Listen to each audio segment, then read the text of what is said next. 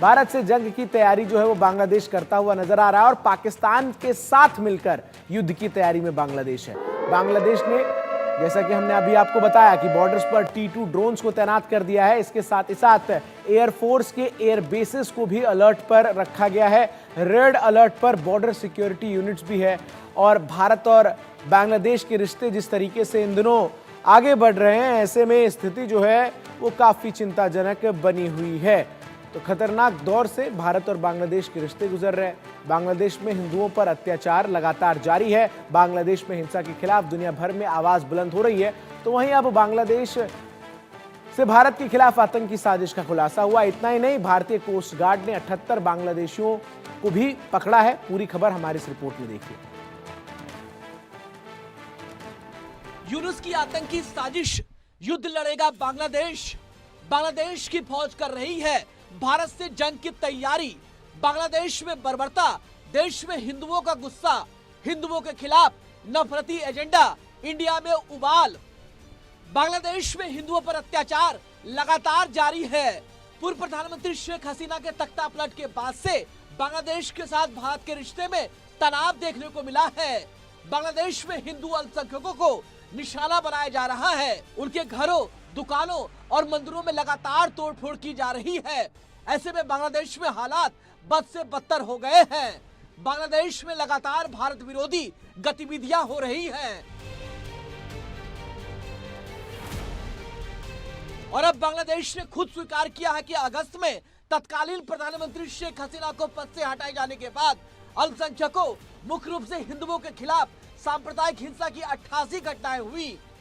अंतरिम सरकार के प्रमुख मोहम्मद यूनुस के प्रेस सचिव शफीकुल आलम ने कहा कि इन घटनाओं के मामले में 70 लोग गिरफ्तार हुए हैं। बांग्लादेश की स्थिति को ध्यान में रखते हुए भारत की सभी सुरक्षा एजेंसियां पूरी तरह से अलर्ट पर है। बंगाल की खाड़ी में तट के पास तटरक्षक तो गहरे समुद्र में नौसेना पूरी तरह से सतर्क है। इसी सतर्कता के कारण तटरक्षकों ने एक साथ 2 मछली पकड़ने वाले ट्रॉलर को पकड़ा, जिसमें कुल 78 मछुआरे सवार थे। ये सफलता तब मिली जब भारतीय कोस्ट गार्ड का एक जहाज इंटरनेशनल मैरीटाइम बाउंड्री लाइन पर गश्ती कर रही थी। और इस बीच बांग्लादेश से भारत में आतंक फैलाने की साजिश का बड़ा खुलासा हुआ है। दरअसल बांग्लादेश में आतंकियों की एक यूनिट तैयार की गई है। हरकत उल जिहादी ने 50 आतंकियों की टीम बनाई है। बांग्लादेश में हिंदुओं पर अत्याचार के खिलाफ देश भर में उबाल है। हिंदुओं पर हिंसा के खिलाफ शहर शहर विरोध प्रदर्शन जारी है। हिंदू संगठनों ने बांग्लादेश के खिलाफ हल्ला बोला है। बांग्लादेश के हालात पर सड़कों पर प्रदर्शन लगातार जारी है। बीजेपी नेता शुभेंदु अधिकारी ने भी बांग्लादेश के हालात को लेकर वहां की अंतरिम सरकार पर निशाना साधा है। उन्होंने कहा कि बांग्लादेश की वर्तमान यूनुस सरकार कट्टरपंथियों और आतंकियों की सरकार है। इस सरकार ने बांग्लादेश की असली प्रधानमंत्री शेख हसीना को हटा दिया। पश्चिम बंगाल में भारतीय जनता पार्टी के लीडर और नेता विपक्ष शुभेंदु अधिकारी ने बांग्लादेश में हिंदुओं के खिलाफ जारी हिंसक गतिविधियों पर चिंता जाहिर की है।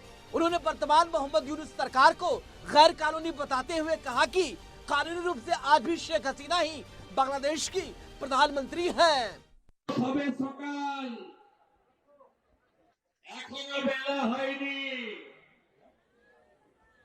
পেট্রোপোলের পরে ঘোজাডাঙ্গাতে ট্রেলার দেখালাম। মন্দির ভাঙা বন্ধ না করলে, চিন্ময় প্রভুকে মুক্তি না দিলে, জিহাদিদের আওয়াজ বন্ধ না হলে নতুন বছরে সিনেমা দেখাবো।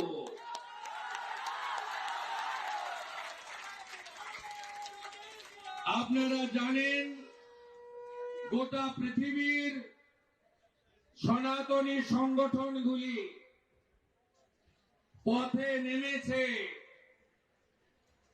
আজকে বিশ্ব মানবাধিকার দিবস।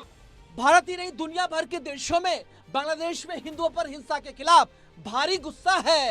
अमेरिका और यूरोप के विभिन्न हिंदू समूहों से मिलकर बने बांग्लादेशी अल्पसंख्यक गठबंधन ने संयुक्त राष्ट्र से बांग्लादेश में हिंदुओं को निशाना बनाकर किए जा रहे हमलों को रोकने के लिए तत्काल कार्रवाई करने की अपील की है।